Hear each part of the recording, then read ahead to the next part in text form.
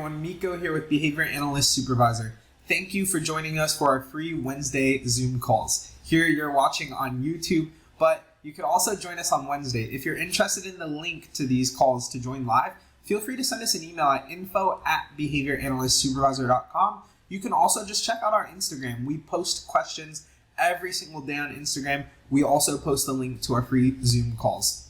Every Wednesday, we go through a different task list item area, such as A1. We'll talk a little bit about that task list item, and then we'll go through 3 mock exam questions relating to that task list area. We hope that this provides an opportunity for you to learn a little bit more about the task list and also dive deep into question dissection. We here at Behavior Analyst Supervisor really focus on providing explanations on why an answer is correct and why it's also incorrect. So we appreciate that you joined us. If you have any questions throughout the duration of this video, feel free to shoot us an email, hit that like and subscribe button for more information. Also, you can always leave a comment and we'll be sure to reach back out to you. Thanks again, and I'm Miko with Behavior Analyst Supervisor. You'll also be hearing from Amy and Kevin. Talk to you soon. What's going on, everyone? Miko here with Behavior Analyst Supervisor. Welcome to another installment of our free Wednesday Zooms. I just wanted to pop my face on, say hi to everyone. If you haven't met me, it's so good to meet you. If you have, I've seen you around, so thanks for joining us once again. So today we are going to be talking through a little bit of the ethical code.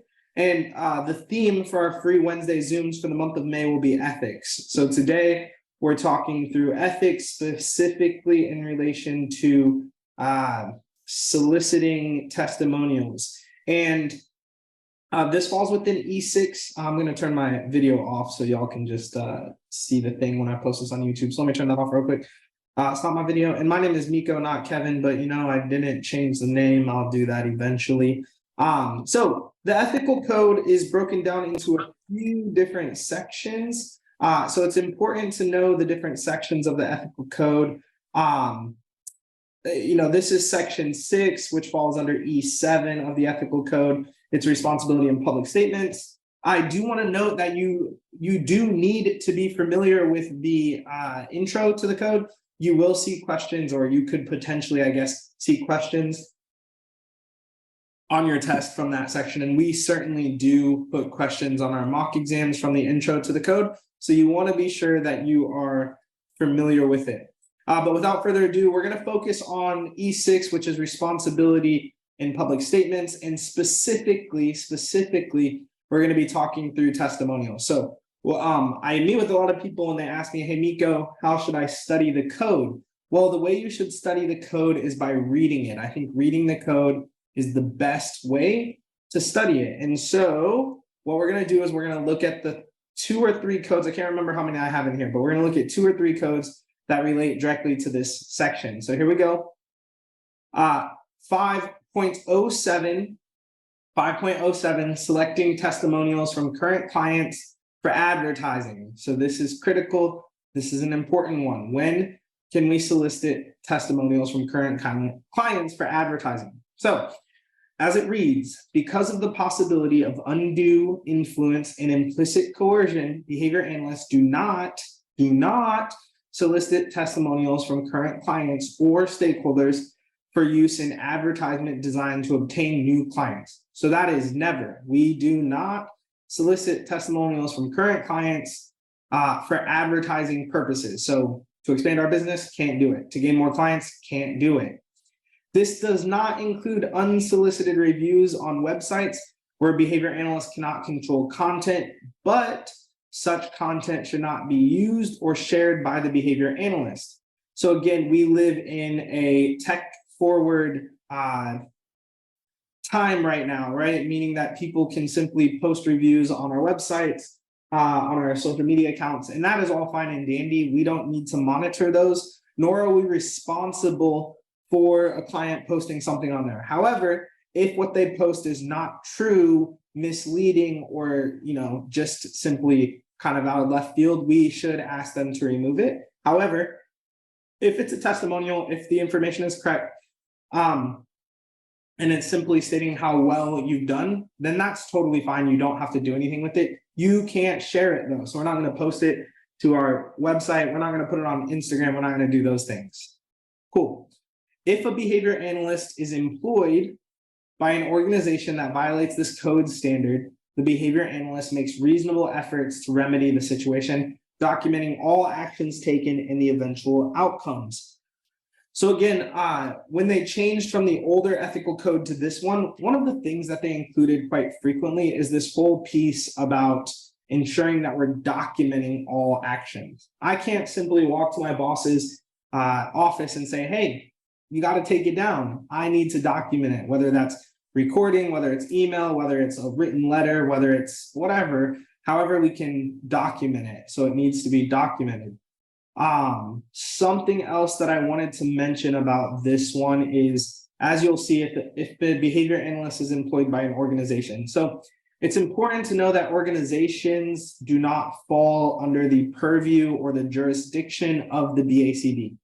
What that means is that though we as behavior analysts are still responsible for abiding by the code and ensuring our organization does, if we bring something to their attention and they choose to not change their ways, there's nothing more that can be done. You can document it. You can consider leaving.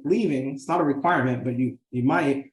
But other than that, you can't report an organization to the BACD. The BACD can do nothing. Now, there's other avenues that you can take, but those are things you'd have to research depending on your state, yada, yada. So that's important. All right, let's look at the next one that relates to this. Next, we have 5.08. Using testimonials from former clients for advertising. When soliciting testimonials from former clients or stakeholders for use in advertisements designed to obtain new clients, behavior analysts consider the possibility that former clients may re-enter services. So first and foremost, this is clearly stating that we are allowed to use testimonials from former clients. That means we can solicit them, we can ask. That's what solicit means. We can seek out testimonials from former clients. However, we should be considering the fact that that former client could re-enter services. And in the event that former client does re-enter services, they are then a current client. And guess what? We are not allowed to use solicited testimonials from current clients. So what I say is, if you think a client has the capability or the possibility of re-entering services, we should not use that testimonial. Now, I'm not a future teller. I don't know if that's going to happen or not. Likely you do not either. Totally fine. If you happen to use it, the client regresses, they need to come back in services, you should likely remove that testimonial. So that's an important part. All right, next. These testimonials must be identified as solicited or unsolicited. So if I sent an email to all my former clients and I said, hey, could y'all leave me a glowing review? I need to list that. If I get an email from a client that says, hey, you guys did such an awesome job, I'm very impressed with your work, you're so professional, I would say it's unsolicited. So you need to identify it. You should include an accurate statement of the relationship between the behavior analyst and the testimonial author. Were they my client? Did they simply attend at the clinic that I worked? Am I the owner? Do we just do caregiver training? Kind of all of the different things with the relationship. And comply with applicable privacy and confidentiality laws. So if they did not give us the ability to share their name, first and last, whatever, we shouldn't do that. We should only share the information that we've gotten permission to do so. I was gonna say something else about this previous piece, but I don't know that I remember it now. So let's get, with the solicited and unsolicited, I would challenge you to go look up just some big nationwide companies that might have reviews and just look. A lot of them have it listed as solicited or unsolicited. There's some that don't, but check it out so you can start getting the hang of what it should look like, what it should be like. All right, when soliciting testimonials from former clients or stakeholders, behavior analysts provide them with clear and thorough descriptions about where and how the testimonial will appear. Make them aware of any risks associated with the disclosure of their private information, and inform them that they can rescind the testimonial at any time. So we are giving them ample information about what we're using it for, how we're using it, where we're using it, and at any time they can take it back. That is 1000% okay. If a behavior analyst is employed by an organization that violates the code standard, the behavior analyst makes reasonable efforts to remedy the situation, documenting all action taken and the eventual outcomes. I don't know what reasonable efforts are. That's not operationally defined in the code, which is unfortunate, but I would likely say just bringing it to the attention is probably reasonable, but this is very ambiguous, right? What I think is reasonable might not be what you think is reasonable. So I just want you to think through what you would do. And there is an ethical decision-making process listed in the intro. So that's a good place to kind of look at what is reasonable or what would be reasonable. So, all right, let's keep rolling.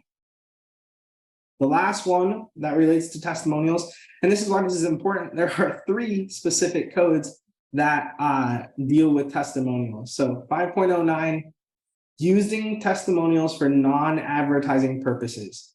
Behavior analysts may use testimonials from former or current clients and stakeholders for non-advertising purposes. This includes fundraising, grant applications, and the dissemination of information about ABA.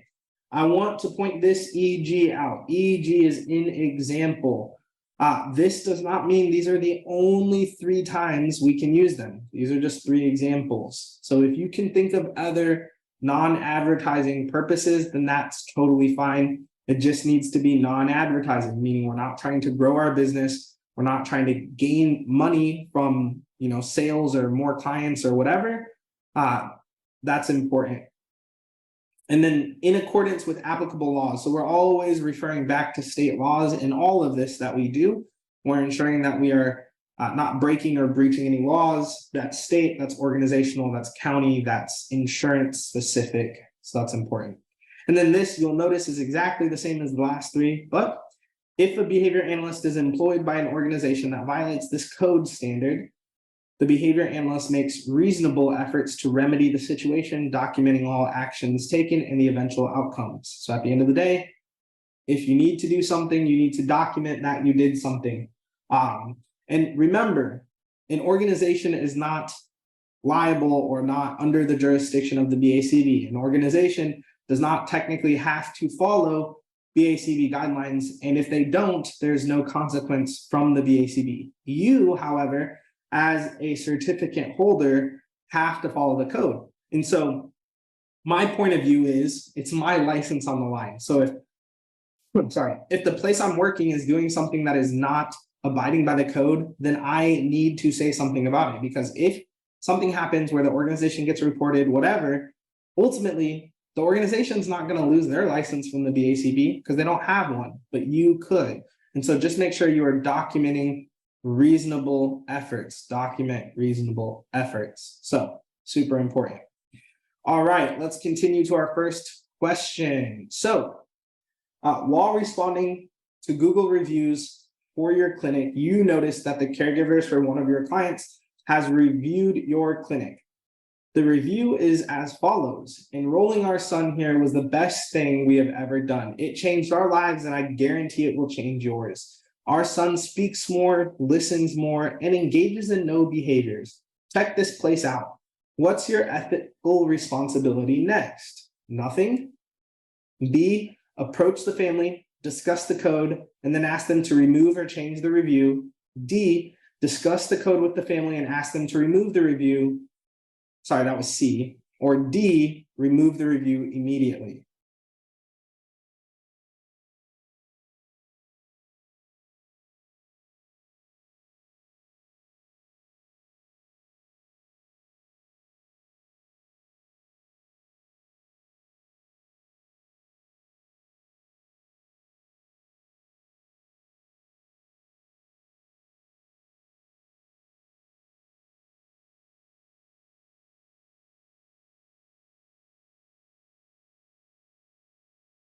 All right, so there's a few different answers in the chat. I'm just going to give it a couple more seconds because we have like 20 people on and I think I only have 5 responses. So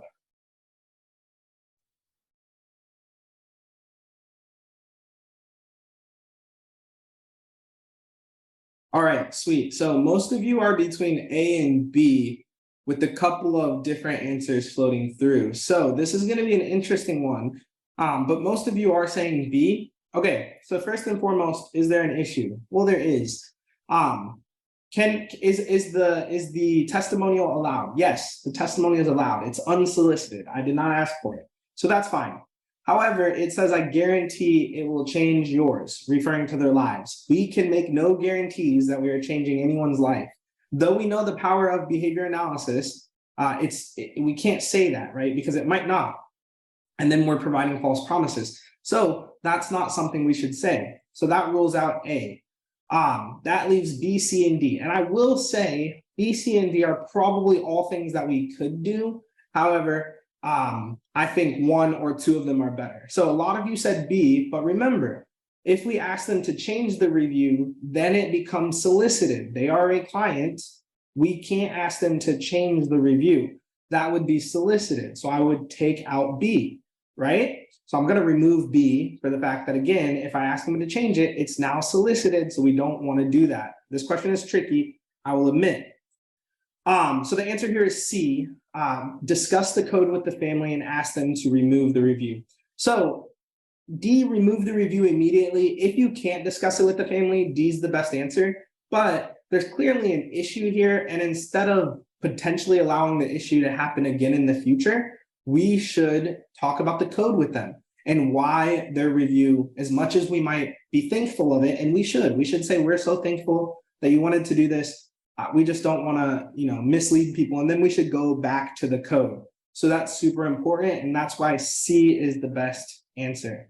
So I hope that makes sense. And again, C is discuss the code with the family and ask them to remove the review. All right, let's continue on. Under which of the following situations would it be appropriate to solicit a testimonial from a current client? A, to grow your business, B, never, C, at a conference, or D, when applying to open a second location?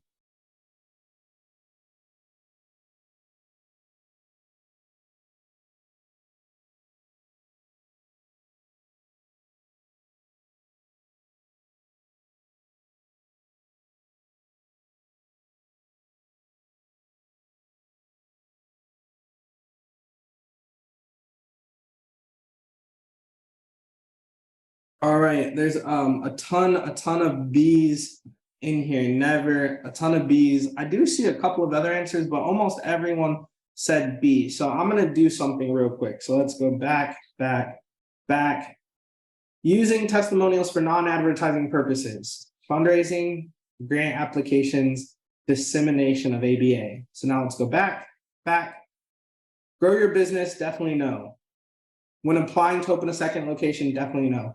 You could use it at a conference. A conference is the dissemination of behavior analysis. So make sure you know, at sometimes it is appropriate to solicit a testimonial from a current client. It has to be for non-advertising purposes. And again, a conference would be the dissemination of ABA, which falls directly here within the code. We can use testimonials for non-advertising purposes, and this is from current or former clients. So I hope that's very clear. All of you that selected B, that just means you need to read the code a couple more times. It's no worries. The code is one of the easy places to kind of shore up your knowledge. So just make sure you understand, if it's for dissemination, then it's totally fine. All right, let's look at the last one. You work at a large ABA clinic that has multiple locations and is run by a corporation. You notice that an email has been sent to all clients asking them to review the company. What should you do next? Send a follow-up email to your clients asking them to disregard the email. Send a follow-up email to your clients asking them to complete the request. Send a follow-up email to management asking them to resend the email. Send a follow-up email to the BACB reporting your company.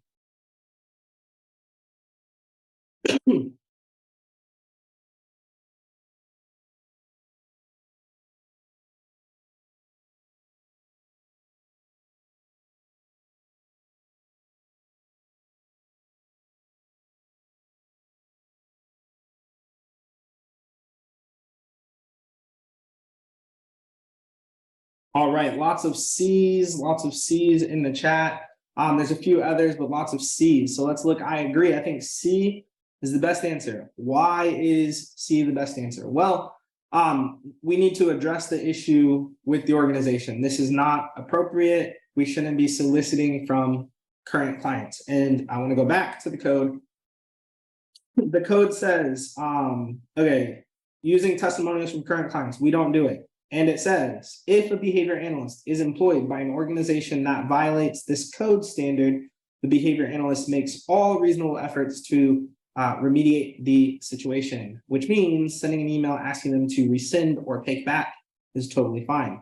So let's look at the other answers. Send a follow-up email to your clients asking them to disregard the email. This is one of those situations where, like, as a company, you always want to look like you're on the same page, regardless of what's going on behind closed doors. You should at least put the impression that you're on the same page. And so doing this would not be very professional. So you wouldn't want to do A. B, we don't want to send an email asking them to complete it. That's not allowed. This would be directly in non-compliance of the code. If we did this, this would be a code violation. So we don't want to do that. Sending an email asking them to resend it is the best step that we can do. Whether they choose to do that or not, it's on them, but at least we've done our part. And then lastly, send a follow-up email to the BACB reporting your company. We've already discussed this. Your company is not under the jurisdiction of the BACB. Therefore, you cannot report them to the BACB. Certainly, if there's an insurance agency or a state organization, that might be something that you could do. I don't know if this would be a situation where you do it, because that would depend on the policies of your organization. So, sweet, y'all. Well, that was that. I want to give a couple of announcements, see if I can answer any questions, and then I want to spin the wheel of names. So first and foremost, just a couple of quick announcements. We are coming in hot on the June task list review weekend. So coming up in June, we will have another task list review weekend. You guys can use the code PASS for 10% off if you are interested. Feel free to check that out on our website. We have a lot of free resources as well on our YouTube channel. I'll be posting this to YouTube after. Anything else I need to announce? The next Breakdown the Beast will be on June 10th. June 10th will be the next Breakdown the Beast. So that's all the main announcements. All right, so there's some questions in the chat. What's the difference between a surrogate and a guardian? I don't know if there necessarily would be a big difference. A surrogate could be, well, I guess it would depend on how it's worded in the scenario, but a guardian is a person who has like the legal say over, decisions for someone. So their guardian, they just make legal decisions. Surrogate, I haven't heard that used too much. Obviously in a CMOS, we think about surrogate and that's someone standing in. So I would need probably a little bit more information for that. The most efficient preference assessment. So when we're talking about efficiency, we're really just talking about parsimony. What's the easiest? So first off, it depends on your choices listed, but the most efficient out of all of them would simply be asking, hey, what do you want to work for? That's easiest. If your learner has that capability. If we're talking about these like structured preference assessments, the most efficient would be the free operant because you don't have to set anything up. The individual can simply go into a room, pick items, you watch them, can be 10 minutes, can be 5 minutes, can be 1 minute, it doesn't matter. So that would be efficient. And then effective is going to be one of the trial-based ones. Likely it's going to be paired choice. And again, this all depends on the client, right? If we know information about the client, that might change this because it's individualized. But trial-based, you present everything with everything. So it takes a long time, certainly not efficient, but it is effective. You're going to get everything paired with everything. So you can create the best hierarchy or ranking system. Cool. I'm coming down with a cough. This is no bueno. Okay. Any other questions? I'm going to spin the wheel while you're thinking. Spinning. There's lots of people here today, so let's see who wins.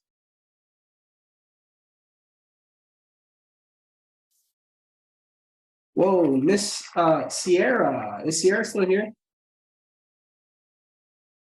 Oh, Sierra left. Sierra left. Let me spin again. Remove. Sierra, if you watch us back on YouTube, you left a minute too early. All right, our second chance winner is Miss Nancy. Miss Nancy, have you won before? Yes, All I right. have. Yeah, can you send me an email? I'll hook you up with something different. Thank you. You are so welcome. Send me an email with your schedule. We'll jump on for 30 minutes, okay? Thank you so much. Yeah, you're so welcome. Cool. Cool. So there's a question in the chat. It's to explain the difference between a hypothetical construct and an explanatory fiction. So the Instagram question of the day was referring to these. There's not really a difference. So what I want you to understand is hypothetical constructs, explanatory fictions, and circular reasoning are all a chain. It's a chain of things. First, we have a hypothetical construct. We use that hypothetical construct to explain behavior, which makes it an explanatory fiction. We then use that explanatory fiction in a circular manner, and it becomes circular reasoning. So I'm going to give you all the answer to the question for tomorrow. Question asked, what is anger? Anger is a hypothetical construct. It's not something I can observe. It's not something I can measure. It's this hypothetical construct. Now, it certainly could exist in whatever, but itself, we can't measure it. And then if I use anger to explain why you do something, you hit because you are angry. Angry then becomes an explanatory fiction, right? So I've used anger, the hypothetical construct, to explain something, explanatory fiction. And then if I say, you are angry because you hit and you hit because you're angry, I just used it in a circular fashion. So that makes it circular reasoning. So really, you don't necessarily need to discriminate between them. You just need to know what in the step it is, and likely it's going to be with how the question is worded. So like on Instagram, I said, what is anger by itself?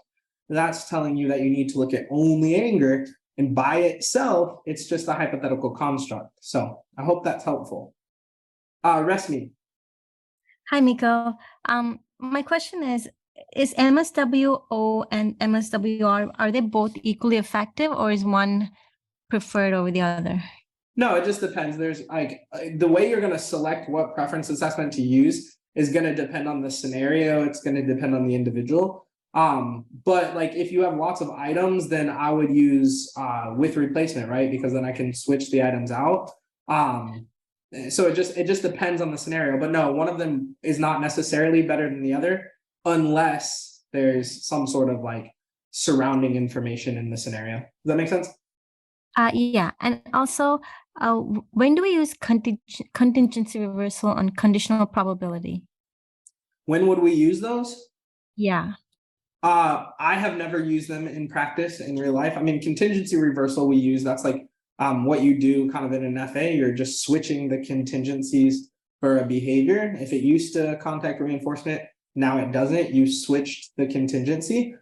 Conditional probability you could utilize to determine, when a behavior is happening. It's a math equation that tells you like under this antecedent, the behavior is this likely to happen. That's the conditional probability.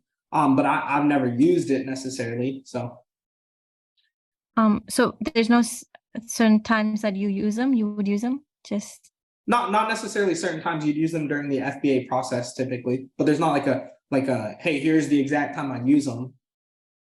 Okay. All right. Cool. Sweet. So a couple questions. Someone's first class, thanks for joining us. I appreciate you being here. The way these work, this is just our free Wednesday Zoom. It's a half hour every Wednesday at 5 p.m.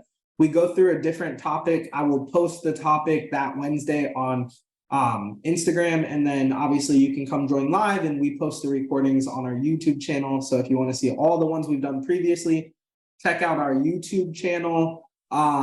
But yeah, it's just a half hour, and then we obviously have other things included if you go to our website and check out, but this one is free for everyone. So cool. All right, y'all. There's another question in the chat, but can you email me that one? It's one of the questions on one of our mock exams. So if you don't mind just emailing me, that would be so awesome. But I appreciate y'all. I hope this is helpful as always. I know the code is tricky. So next week, I can tell you what we're going through. Give me 2 seconds and I'll tell you what we're going to do next Wednesday. Next Wednesday is, let's see. Next Wednesday, we're doing multiple relationships. The following Wednesday, the 24th, we're going to review the intro to the code. And then the 31st, the last Wednesday, we're reviewing the rest of the important stuff. So that'll be like probably the most important codes that you need to know. So I hope that you consider joining us. If not, just watch it on YouTube. And again, if you ever have questions, regardless of if you purchase something or not, you can feel free to send us an email. But we do these continuously. So these Wednesday calls happen every Wednesday. They're not like we don't end them, right? We're just going to do them every Wednesday. So hope that answers your question. But yeah, feel free to email us if you ever have other questions. I appreciate y'all. Our YouTube channel, just search Behavior Analyst Supervisor on YouTube and you'll find our channel, and then go from there. Bye.